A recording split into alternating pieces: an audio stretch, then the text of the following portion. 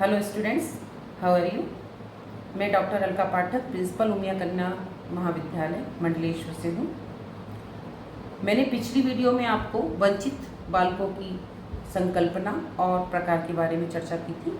आज इस वीडियो में मैं आपको वंचित बालकों को कैसे पहचानोगे आप, इसके बारे में चर्चा करूँगी कि वंचित बालकों को हम कैसे पहचानते हैं।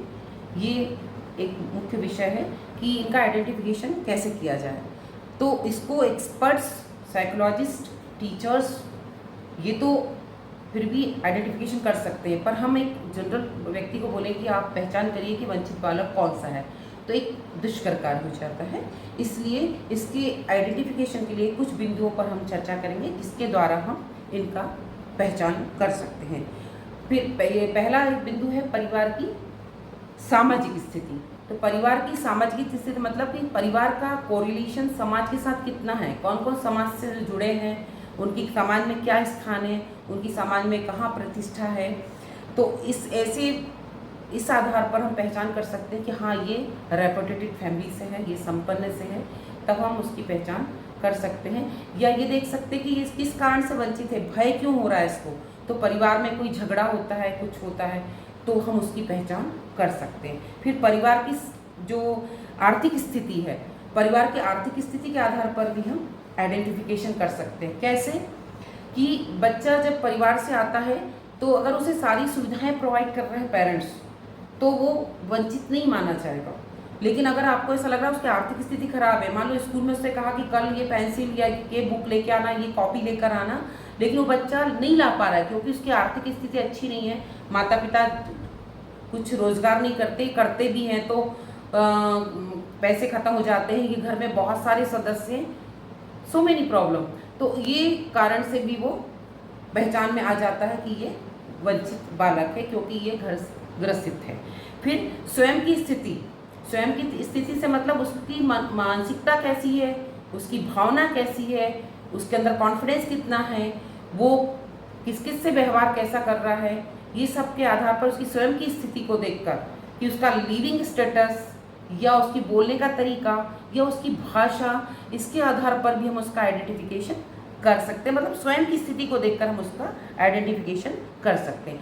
फिर अगर हम स्टैंडर्डाइज स्केल की बात करें कि अगर हम इन आधारों पे नहीं कर सकते हैं, मान लो परिवार की स्थिति या समाज की स्थिति या स्वयं की स्थिति, इसके आधार पर हम आइडेंटिफिकेशन नहीं कर सकते, तो आप वो एक मापनी आती है, वंचन मापनी। साइकोलॉजी में वंचन मापनी आती है, उस वंचन मापनी के द्वारा भी टेस्ट कर कर आप ये पता कर सकते हो कि ये किस आधार पर वंचित है या वंचित बालक है भी कि नहीं, तो ये देख सकते हो। फिर नेक्स्ट है कि उसकी व्यक्तित्व, पर्सनालिटी। आपने देखा होगा चाहे वो छोटा सा बच्चा हो या बहुत बड़ा हो, बच्चा जब स्कूल जाता है या कॉलेज जाता है तो वो रेडी होता है, तो वो अपने आप को देखता है कि मैं पूरे वेल अपडेट हूँ कि नहीं, मैंने सब पहन रखा है कि नहीं, मेरे बाल ठीक है कि नहीं। तो ये पर्सनालिटी जो एक्सटर्नल और इंटरनल दोनों पर्सनालिटी देखी जाती है।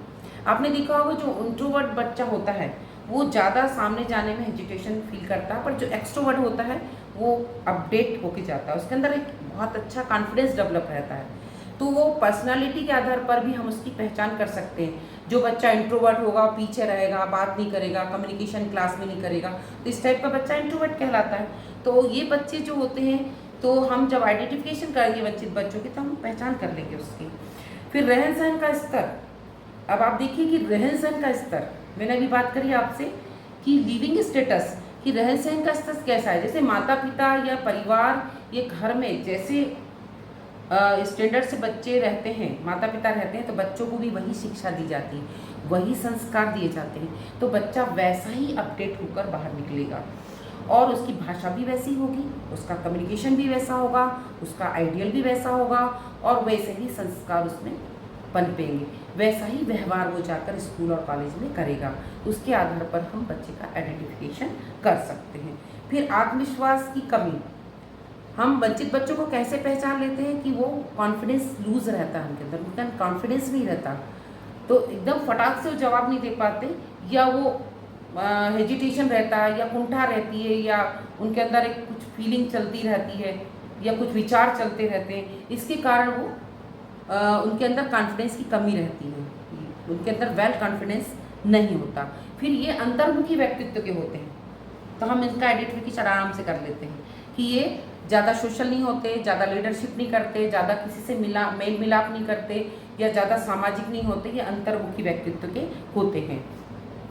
फिर इनका अनियंत्रित व्यवहार होता है। अनियंत्रित व्यवहार मतलब इनको एकदम से एग्रेसिव हो जाते, एकदम से फटाफट गुस्सा आने लगता है या किसी को मारने लगेंगे। आपने देखा होगा सड़क पे कभी चलते चलते कभी किसी को ठोकर लगी तो उतर के पीटना चालू कर दिया, देखा है आपने।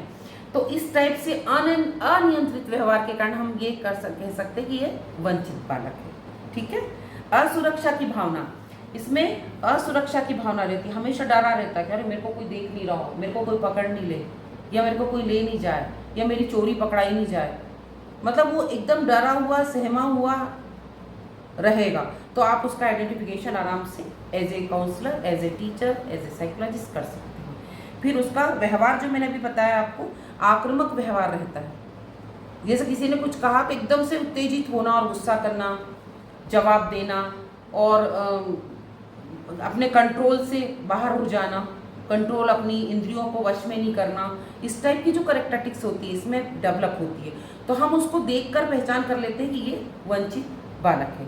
तो आज हमने ये बात पर चर्चा करी कि हम आइडेंटिफिकेशन कैसे करेंगे, डिप्राइव्ड बच्चों का आइडेंटिफिकेशन कैसे करेंगे कि वो बच्चा वंचित है। आज के लिए इतना ही। Thank you so much.